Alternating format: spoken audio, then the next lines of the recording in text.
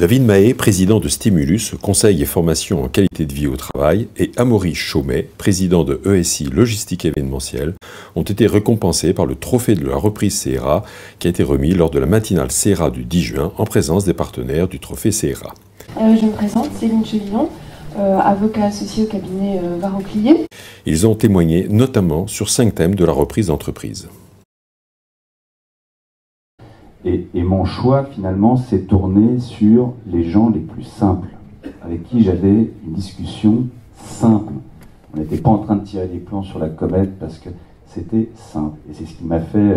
la valorisation, bien sûr, était importante, mais je crois que la simplicité dans les affaires, la manière de se comprendre, l'efficacité et la rapidité, c'est pour moi, en tout cas dans mon mode de fonctionnement, c'est très important. Voilà. On se voit une fois par an. Ben voilà, je les ai eus là. Alors, est-ce que c'est aussi simple chez vous, Monsieur Mahé? Alors, un fonds majoritaire que je voyais chaque mois, dans une après-midi un peu tonique, qui était une façon finalement de challenger le travail de l'équipe. Et donc, voilà, c'était un tête-à-tête finalement mensuel.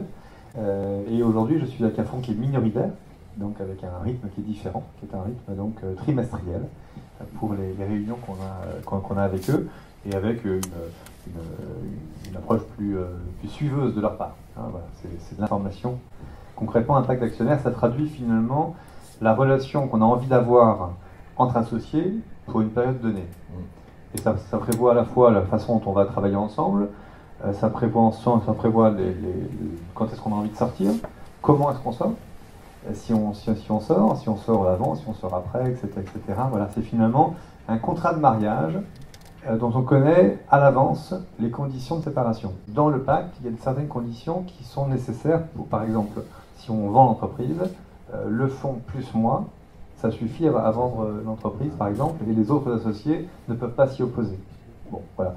C'est normal, parce que si un fonds veut sortir et qu'il y a un type qui possède 1% qui dit non, je suis pas d'accord, bon, ça marche pas.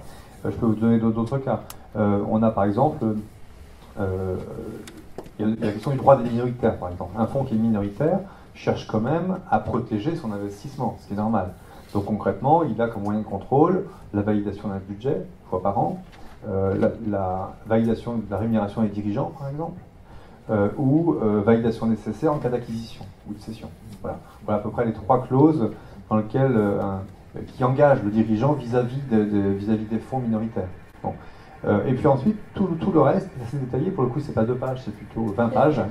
Mais je crois que c'est assez nécessaire et on l'a construit vraiment en échangeant sur la façon dont on voulait travailler ensemble. Je pense que si vous recherchez des fonds, il faut en voir un paquet pour vous faire une idée.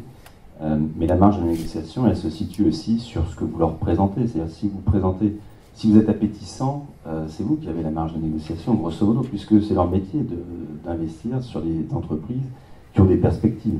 Donc voilà, c'est juste ce que je voulais rajouter. La marge de négociation se situe par rapport au dossier, par rapport à la croissance que vous avez démontré, que vous voulez continuer, par rapport à vos résultats.